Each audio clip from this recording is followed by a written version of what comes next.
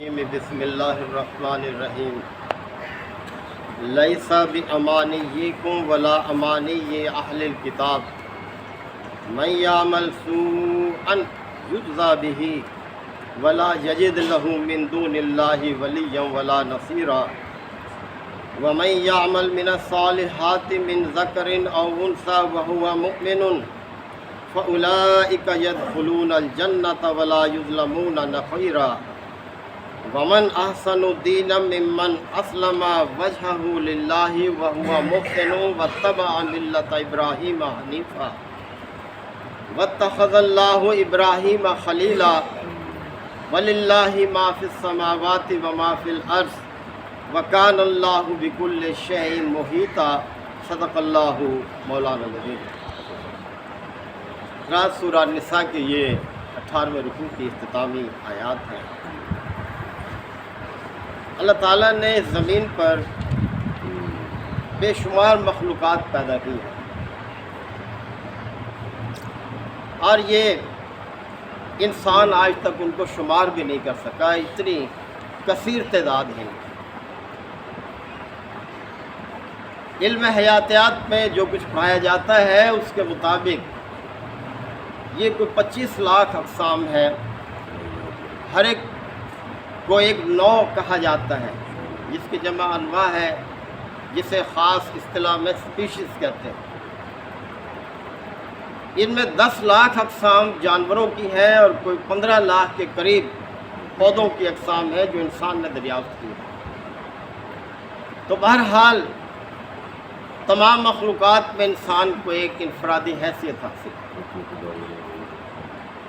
اور ہر چیز کی تخلیق کا اپنا اپنا ایک مقصد ہے، اور جتنی مخلوقات ہیں خواہ وہ جاندار ہیں یا بے جان ہیں، سب اپنے مقصد تخلیق کو پورا کر رہی ہیں۔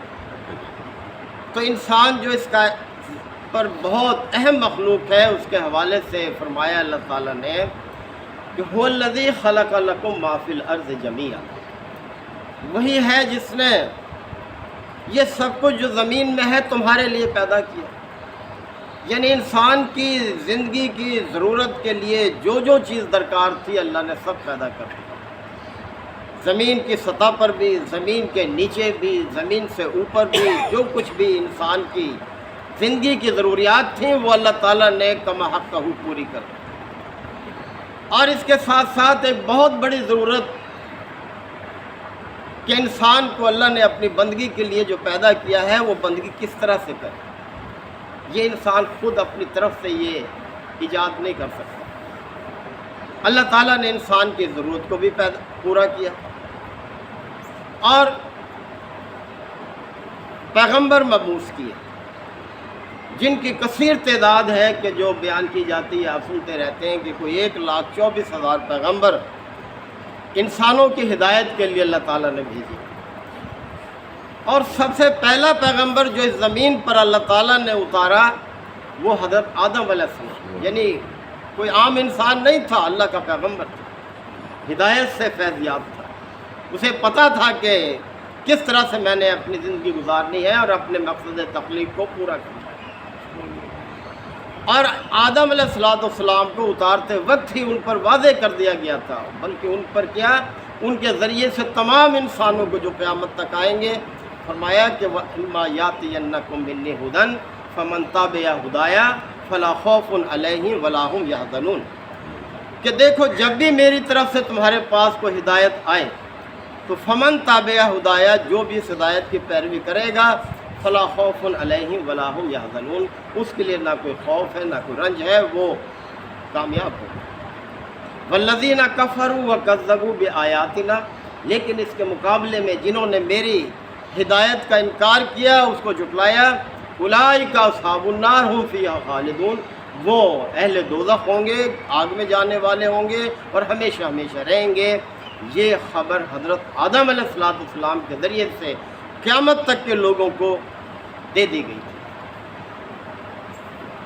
اب آپ دیکھیں کہ اس قرآن مجید میں اللہ تعالیٰ نے بہت کم پیغمبروں کا ذکر فرمایا، جن کے نام آئے ہیں ان کی تعداد کوئی 25 ہے۔ 25 پیغمبروں کا نام اس قرآن مجید میں اللہ تعالیٰ نے بیان فرمایا۔ اور 3 نام ایسے ہیں کہ جن کے بارے میں کنفرم نہیں ہے کہ وہ پیغمبر ہیں یا اللہ کے ویسے برگزیدہ بندے ہیں، جن میں حضرت لقمان علیہ السلام ہے، اسی طرح سے حضرت ذوالقرنین ہیں، اور اسی طرح سے ایک اور نام ہے۔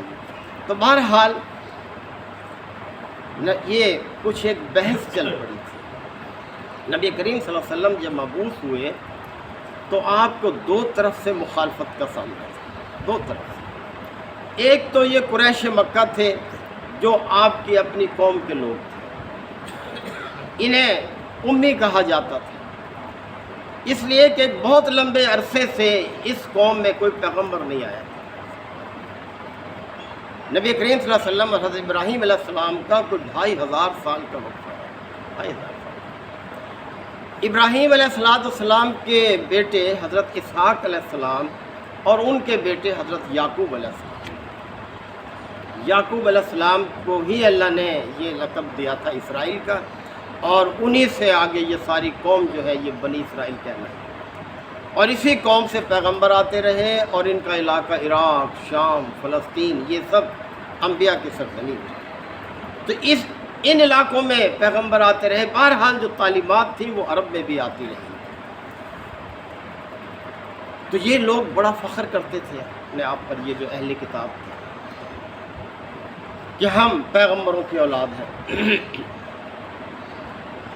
جبکہ نبی کریم صلی اللہ علیہ وسلم حضرت ابراہیم علیہ السلام کے بیٹے حضرت اسماعیل علیہ السلام کی نسل سے ہیں۔ یاد رہے کہ ابراہیم علیہ السلام جو ابو الانبیاء کہلاتے ہیں، انہوں نے عرب میں مکہ میں اپنے بڑے بیٹے حضرت اسماعیل علیہ السلام کو آباد کیا، اور پھر ان کے علاوہ حضرت اسحاق علیہ السلام، حضرت دوسرے جو تھے وہ اور علاقوں میں، حضرت لوط علیہ السلام جو بھتیجے تھے حضرت ابراہیم علیہ السلام کے، یہ دوسرے علاقوں میں تعینات کیے۔ تو بہرحال مسلمانوں میں اور ان اہل کتاب میں ایک بحث جو ہے وہ شروع ہوئی۔ حضرت قتادہ رضی اللہ عنہ اس کے بارے میں بیان کرتے ہیں، ان سے روایت ہے۔ یہ اہل کتاب کہتے تھے کہ ہم افضل ہیں تم سے، اس لیے کہ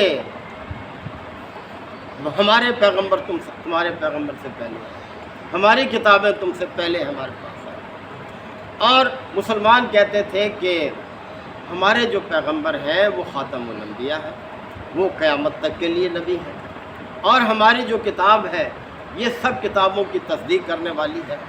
تو بہرحال یہ ایک بحث تھی، اس حوالے سے اللہ تعالیٰ نے یہ آیات جو ہے یہ نازل فرمایا کہ لیس بامانیکم، کہ جو نتیجہ ہے، جو انجام کار ہے وہ تمہاری آرزوؤں پر منحصر نہیں ہے، اس کا انحصار تمہاری خواہشات، تمہاری آرزوؤں پر منحصر نہیں ہے۔ ولا امانی اہل الکتاب، اور نہ ہی اہل کتاب کی آرزوؤں پر منحصر ہے جو نتیجہ ہے، بلکہ من یعمل سوءا، جو بھی برائی کرے گا، یاد رکھیں کسی قوم سے ہو، کسی گروہ سے ہو، کسی نسل سے ہو، من یعمل سوءا، جو بھی برائی کو اختیار کرے گا، یجزا بہ، وہ اس کا پھل پائے گا، اس کا بدلہ پائے گا۔ ولا یجد لہ من دون اللہ ولیا ولا نصیرا، اور اللہ کے مقابلے میں کسی کو اپنا حامی اور مددگار نہیں پائے گا۔ 2 ٹوک بات اللہ تعالیٰ نے فرمائی کہ جو شخص بھی برائی کا راستہ اختیار کرے گا وہ اس کا پھل پائے گا، اور اللہ کے مقابلے میں کسی کو اپنا حامی اور مددگار نہیں پائے گا۔ یہ اہل کتاب کہتے تھے کہ ہم نحن ابناء اللہ واحباؤہ، ہم اللہ کے بیٹے ہیں اور اللہ کے چہیتے ہیں، اور اسی طرح سے من گھڑت ان کے عقیدے تھے، کہتے تھے لن يدخل الجنۃ من کان یہودا او نصارا، کہ جنت میں کوئی داخل نہیں ہوگا سوائے یہود کے، اور نصارہ کہتے تھے کہ نصارہ کے علاوہ کوئی داخل نہیں۔ اللہ تعالیٰ نے فرمایا تلک امانیہم، یہ ان کی اپنی ہی آرزویں ہیں، قل ہاتوا برہانکم ان کنتم صادقین، ان سے کہو کہ اگر تمہارے پاس کوئی سند ہے، کوئی دلیل ہے تو لے کر آؤ۔ تو یہ اس قسم کی باتیں کرتے ہیں۔ اللہ تعالیٰ نے واضح فرما دیا کہ تمہاری خواہشات پر، تمہاری تمناؤں پر انجام کار نہیں ہے، بلکہ جو بھی برائی کرے گا وہ اس کا پھل پائے گا، اور اللہ کے مقابلے میں کسی کو اپنا حامی اور مددگار نہیں پائے گا۔ اور اس کے مقابلے میں دوسرا پہلو کہ وَمَن يَعْمَلْ مِنَ الصَّالِحَاتِ، جو شخص بھی نیکی کو اختیار کرے گا، نیکی کے راستے کو اپنائے گا، اپنی زندگی کا وتیرہ درست کر لے گا، جیسے فرمانا قد افلح من تزکا، وہ کامیاب ہو گیا جس نے اپنا تزکیہ کر لیا۔ تزکیہ ہر پہلو سے، یعنی اپنے عقائد کا تزکیہ، اپنے معاملات کا تزکیہ، اپنے اعمال کا تزکیہ، اپنی سوچ اور فکر کا تزکیہ، زندگی کے ہر شعبے میں جس نے پاکیزگی کو اختیار کیا، تو وہ ہے جو صالحات والے، کہ جنہوں نے نیکی کو اپنایا۔ تو فرمایا وَمَن يَعْمَلْ مِنَ الصَّالِحَاتِ، جو نیکی کو اپنائے گا، نیک اعمال کرے گا، من ذکرن او انثیٰ، خواہ وہ مرد ہو یا عورت ہو، کوئی اس میں فرق نہیں ہے، وَهُوَ مُؤْمِنٌ، شرط یہ ہے کہ وہ ہو مومن، یعنی اللہ کی دعوت کو اختیار کرنے والا، اللہ کی دعوت کی پیروی کرنے والا، اس کی زندگی کا شعار یہی ہو، اس کی پہچان یہی ہو کہ اس نے اللہ کی دعوت کو سینے سے لگا لیا۔ فَأُولَٰئِكَ يَدْخُلُونَ الْجَنَّةَ، تو وہ تو پھر جنت میں داخل ہوں گے، وَلَا يُظْلَمُونَ نَقِيرًا، اور کسی پر ذرہ برابر ظلم نہیں ہوگا۔ ظلم کا مطلب ہے حق تلفی، کسی کی، نقیر عربی زبان میں تل کو کہتے ہیں، تل کیا چھوٹا سا بیج ہوتا ہے، یعنی کسی کی ذرہ برابر بھی حق تلفی نہیں ہوگی، ہر ایک اپنے اعمال کا بدلہ اللہ تعالیٰ سے پائے گا۔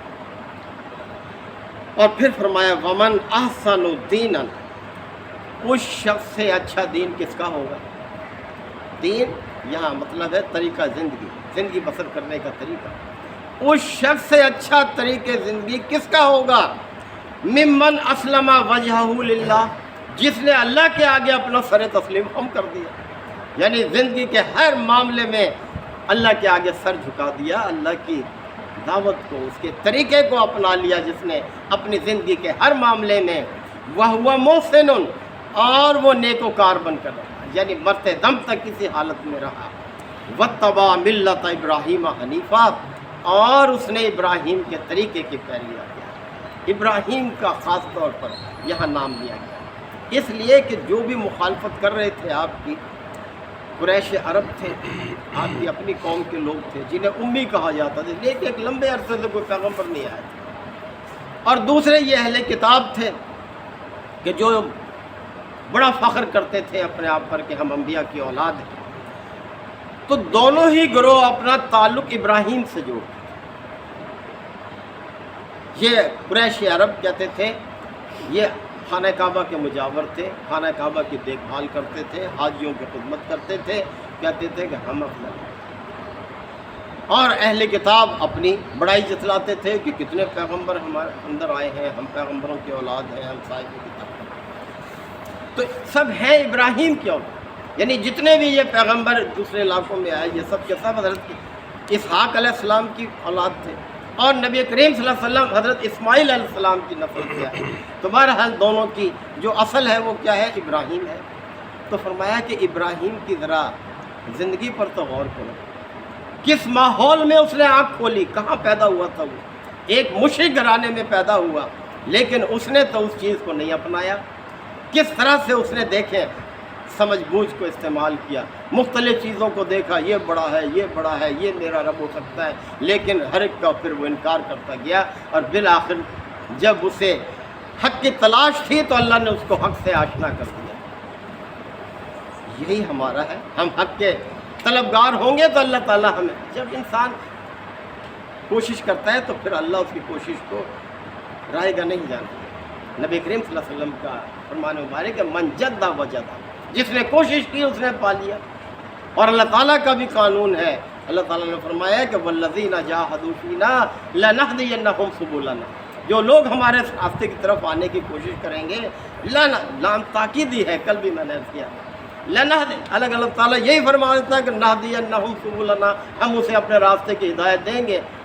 تو اللہ کا فرمان تو یہ بھی کہا، لیکن تاکید سے فرمایا کہ لنہدینہم سبلنا، ہم ضرور انہیں اپنے راستے کی ہدایت دیں گے جو ہمارے راستے کی طرف کوشش کریں گے، جدوجہد۔ تو محترم فقہ، ابراہیم نے دیکھیں کس طرح سے ایک اعلیٰ اسوہ چھوڑا ہے قیامت تک کے انسانوں کے لیے، کس طرح سے دیکھیں، وہ ہے نا کود پڑا آتش نمرود میں عشق، عقل ہے محو تماشائے لب بام ابھی، ایک بہت بڑا الاؤ جلایا گیا اور وہ بھی اس کے عزم کو متزلزل نہ کر سکا، اور اس نے کس طرح سے لا الہ الا اللہ کے نعرے پر اپنے آپ کو قائم رکھا، کس طرح سے، اور پھر کیا نتیجہ نکلا سب نے دیکھا۔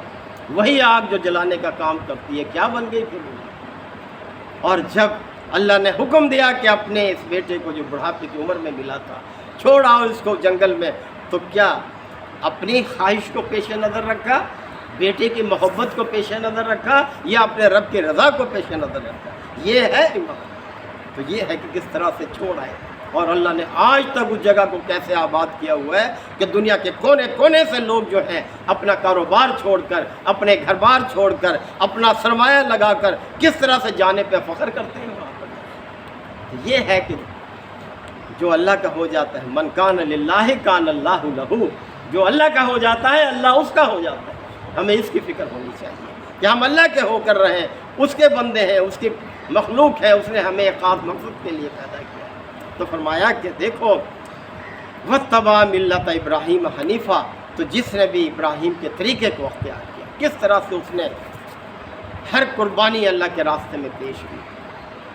قربانی بیٹے سے بڑی قیمتی چیز بھی کوئی ہوتی ہے؟ اللہ کے راستے میں جب اللہ نے مطالبہ کیا کہ اس کو میرے راستے میں قربان کرو، تو کیا اس نے دیر لگائی؟ باپ بھی بیٹا بھی دونوں بھی اللہ کی رضا کی آگے سر تسلیم ہم کر دیا انہوں نے جو، اور وہ خواب سچ کر دکھایا۔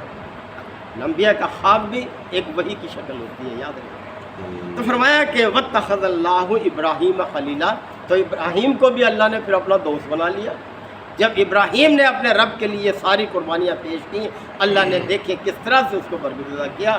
اے لوگوں، تم ابراہیم کے ساتھ اپنی نسبت جوڑتے ہو، لیکن اپنے رویوں کو تو دیکھو۔ ابراہیم کا رویہ کیا تھا، تمہارا رویہ؟ وَلِلَّهِ مَا فِي السَّمَاوَاتِ وَمَا فِي الْأَرْضِ، پھر احساس دلایا ہے کہ دیکھو آسمانوں اور زمین میں جو کچھ ہے سب اللہ، اللہ اس کا خالق، اللہ اس کا مالک، اور ہر ایک اللہ کی فرما روائی میں ہے۔ یہ سورج کتنا بڑا ہے، لاکھوں گنا بڑا ہے زمین سے، مجال ایک لمحے کی تاخیر اور تقدیم کر جائے۔ جس اصول کا اس نے اس کو پابند کیا ہے اس پر یہ چل رہا ہے۔ کس طرح سے اس کی قدرت ہے، کس طرح سے اس کا نظام ہے کہ یہ چلا جا رہا ہے۔ ہر روز ایک نئی جگہ سے ایک نئے وقت پر طلوع ہوتا ہے اور ایک نئی جگہ غروب ہوتا ہے۔ اس لیے اللہ تعالیٰ نے جمع کا صیغہ للہ ہے، وَلِلَّهِ الْمَشَارِقُ وَالْمَغَارِبُ، سب مشرق ہیں اور سب مغرب اللہ کے لیے۔ وہ سب مقامات جہاں سے سورج طلوع ہوتا ہے وہ مشرق ہے، اور وہ سب مقامات جہاں سورج غروب ہوتا ہے وہ سب مغرب ہے۔ تو ہر روز سورج کا زاویہ طلوع بھی نیا ہے، زاویہ غروب بھی نیا ہے، اس کا وقت بھی نیا ہے، اور ہر دیکھتے ہیں یہ جنتری ہم دیکھتے ہیں کس طرح سے دیکھیں، ہر سال وہی اوقات ہے، اس کے اللہ تعالیٰ کا ایک نظام ہے۔ تو فرمایا وَلِلَّهِ مَا فِي السَّمَاوَاتِ وَمَا فِي الْأَرْضِ، آسمان اور زمین میں جو کچھ ہے سب اللہ کا ہے۔ وَكَانَ اللَّهُ بِكُلِّ شَيْءٍ مُحِيطًا، اور ہر چیز کا اللہ تعالیٰ نے احاطہ کیا ہوا ہے کہ انسان اس غلط فہمی میں نہ رہنا کہ میں بچ جاؤں گا۔